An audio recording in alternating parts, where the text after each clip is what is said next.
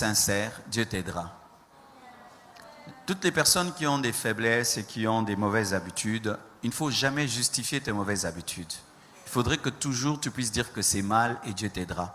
Moi, j'avais besoin d'une lumière. Il fallait que Dieu éclaire ma passion pour que je voie qu'elle était ténèbres. Et un jour, je tombe sur un livre, Les secrets du rock'n'roll. Et dans ce livre, j'ai vu les stars que moi j'adorais, que je prenais pour des dieux, comme des gens qui m'aimaient alors qu'ils ne me connaissaient même pas. Parler de l'occultisme, comment est-ce qu'ils recevaient leurs chansons en langage de la sorcellerie et puis écrivaient les chansons. Comment est-ce qu'ils mettaient des messages subliminaux dans leurs chansons. C'est-à-dire que quand tu entends la chanson, si on prend le CD, le disque, on les met en l'envers, tu entends « Adore Satan »,« Fume la marijuana ». Oui. Alors, même les codes de leur musique, le titre de leur chanson, même de leur groupe, c'était satanique, démoniaque. Alors j'ai dit, ces gens, je les ai aimés toute ma jeunesse. J'en ai fait des modèles, des idoles, alors que ces gens me maudissent et m'envoûtent. J'ai pris mes disques, je les ai cassés, les posters, je les ai brûlés. Tout le monde a dit que j'étais fou alors que j'étais devenu sensé. C'est comme ça que Dieu m'a libéré.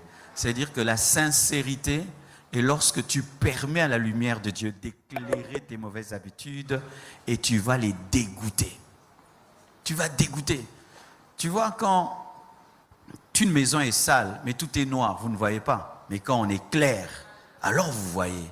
Il faut demander que Dieu éclaire cette habitude-là et que tu la voies comme Dieu la voit. Tu vas crier comme le prophète Ésaïe, « Je suis un homme aux lèvres impures ».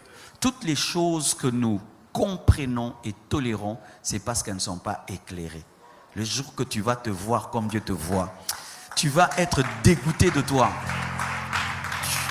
Tu vas vouloir vomir sur toi pour dire, mais comment je peux être dedans? C'est pourquoi, continue à venir à l'église, continue à entrer dans la présence de Dieu pour que Dieu éclaire vos mauvaises habitudes. Alors, que faire lorsque tu es souvent tombé? Dans la chute, il y a une voix. Dans la chute régulière, il y a la voix qui te dit, tu ne te relèveras plus jamais. Un jeune qui est tout le temps dans la masturbation, par exemple, qui est tout le temps dans la pornographie, qui est dans l'impudicité, il y a une voix qui te dit, tu n'arriveras pas. Tu étais là hier, avant-hier, et puis tu pleures, tu tombes, tu pleures, tu tombes. C'est lié à toi. Ne le crois pas. Tu t'en sortiras. Continue à déclarer la victoire même dans la chute. Continue à déclarer la parole de Dieu même dans la chute. Continue à haïr le mal que tu fais même quand tu tombes. Et un jour, un dégoût te saisira. La puissance de Dieu viendra à ton aide et tu seras libéré. Ne tombe jamais dans la tolérance où tu finis par te donner des versets bibliques qui comprennent ton péché. Là, tu es cuit. Mais continue à dire que c'est mal. Même en pleurant, c'est mal. Même en chutant, c'est mal. Et Dieu t'aidera. Ne justifie jamais. Alors, certains tombent et ne retombent plus, mais demeurent par terre par culpabilité.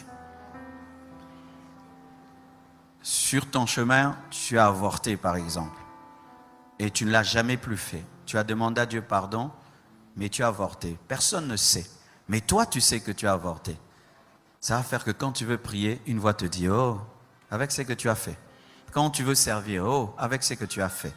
Et le diable qui t'a poussé hier à pécher va te dire, tu ne peux plus servir Dieu comme si Dieu l'a mandaté pour être son ambassadeur. N'écoute jamais le diable après avoir péché, mais écoute le Saint-Esprit.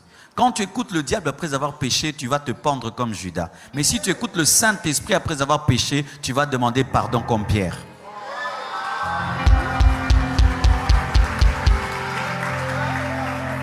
Pierre et Judas ont presque commis le même péché. Judas a trahi Jésus et Pierre également. Pierre a pleuré, Judas s'est pendu. Lorsque tu pèches, n'écoute pas le diable. Il va te dire, tu ne sers à rien. Tue-toi, suicide-toi, rentre dans le monde et tout. Ne l'écoute pas. Il n'a pas le droit de te parler après t'avoir fait tomber. Alléluia. Mais c'est Dieu qui a le droit de te parler. Et lui, quand il te parle, même si ça fait mal, c'est pour te relever. Il est venu chercher Adam, pas pour l'anéantir, mais pour le couvrir, afin de préparer un jour la venue du Sauveur pour sauver l'humanité. Cours vers Dieu quand tu fais le mal et crois qu'il t'a pardonné. Tu n'as pas besoin de sentir le pardon de Dieu. Tu as besoin de croire que tu es pardonné. Tu n'as pas besoin de sentir la paix quand tu es pardonné. Tu dois croire que tu es en paix avec Dieu. Le pardon de Dieu n'est pas au niveau des émotions, c'est au niveau de la foi. Tu n'as pas besoin de voir une vision, ni une prophétie que tu es pardonné. La Bible dit que si nous confessons nos péchés, il est juste et fidèle pour nous pardonner. Et il t'a pardonné. Si tu t'es repenti, tu es pardonné. Alors parlons de la galère.